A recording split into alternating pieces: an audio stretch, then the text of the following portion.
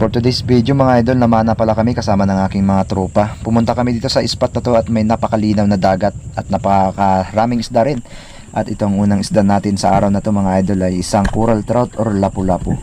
Itong lapu-lapu mga idol ay napakasarap ito sa kinilaw, lalo na kung iskabichi mo.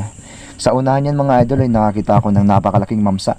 Humigit kumulang siguro ito ng mga 12 kilos sa aking estimated size.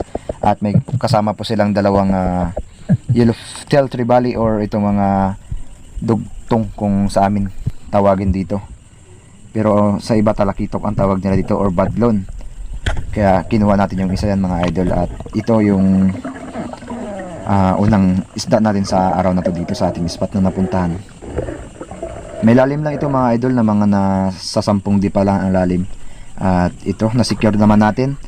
At ito po yung ating unang isda sa araw na to.